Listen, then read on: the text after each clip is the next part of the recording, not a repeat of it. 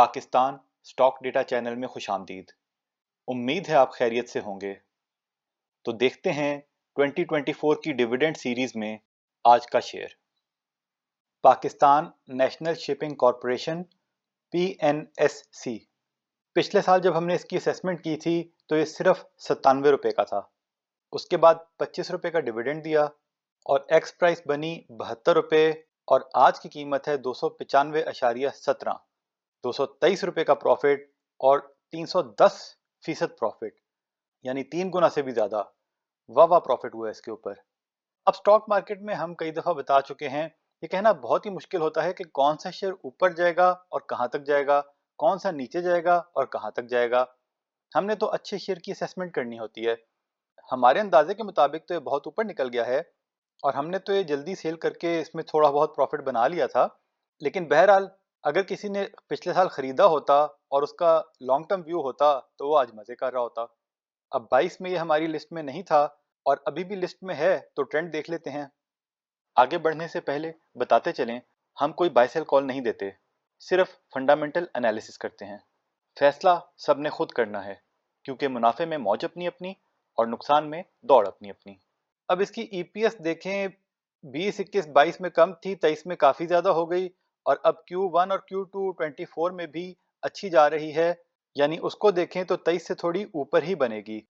अब अगर डिविडेंड को देखें तो जब कम EPS थी तो कम डिविडेंड था, जब ज्यादा EPS हुई तो ज्यादा डिविडेंड हो गया।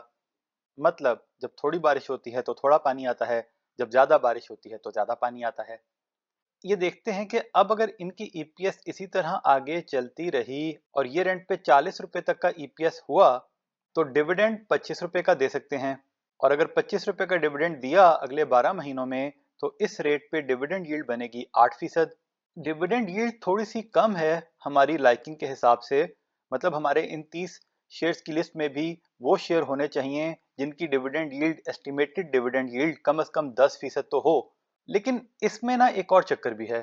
इस शेयर की जो वैल्यू इतनी ऊपर गई है उसके पीछे भी कहानी प्राइवेटाइजेशन वाली है।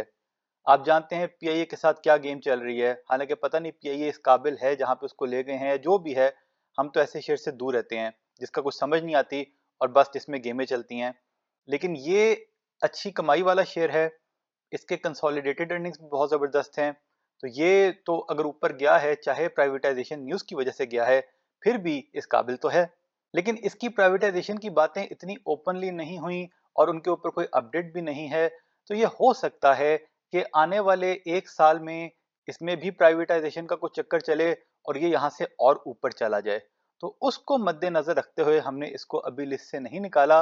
वैसे काफी ऊपर निकल चुकी है वैल्यू इसकी, फिर भी इसको हमें लगता है 8% डिविडेंड यील्ड के साथ भी रखा जा सकता है। बहरहाल हमारी इस वक्त इसमें कोई इन्वेस्टमेंट नहीं है। हमने जो थोड़े बहुत लिए थे वो हम निकाल चुके हैं। लेकिन हो सकता है हम किसी टाइम पे 100 शेयर्स लेके रख लें कि अगर किसी टाइम पे इसमें भी प्राइवेटाइजेशन की बातें शुरू हो गई। और इसमें एक चीज इंपॉर्टेंट है, अभी जो इसकी बुक वैल्यू है वो आपको नजर आ रही है 122 रुपए। तो बज़ाहिर तो आपको नजर आ रहा है कि बुक वैल्यू से बहुत ऊपर चला गया है। तो अगर प्राइवेटाइजेशन होनी भी हुई तो और वैल्यू ऊपर कहाँ जाएगी। लेकिन अगर कंपनी को प्राइवेटाइज किया गया या किसी कंपनी को बेचा जब जाता है तो उसकी फिर कंसोलिडेटेड, यानी कि इसकी जो सब्सिडरीज हैं उनकी भी तो कोई वैल्यू होती है ना। तो कंसोलिडेटेड इक्विटी उस टाइम पे इंपॉर्टेंट होती है। तो हमने इसकी निकाली तो नहीं है, लेकिन इसकी कंसोलिडेटेड बुक वैल्यू जो हमें याद पड़ता है 400-500 से ऊपर है। तो इस हिसाब से अगर कभी इसको प्राइवेटाइज किया गया तो ये वहां तक तो जा ही सकता है।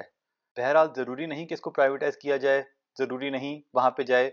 इस रेट पे भी डिविडेंड यील्ड मुनासिब है, तो सोच समझ के अगर कोई इसमें इन्वेस्ट करना चाहे तो कर सकता है। तो ये था जी आज का सेशन। ये सारा डेटा हमने PSX की साइट से लिया। आप खुद वैलिडेट करें, फिर अपना फैसला करें। याद दहानी करवा दें कि बाय सेल कॉल नहीं थी, वजह पहले बता चुके।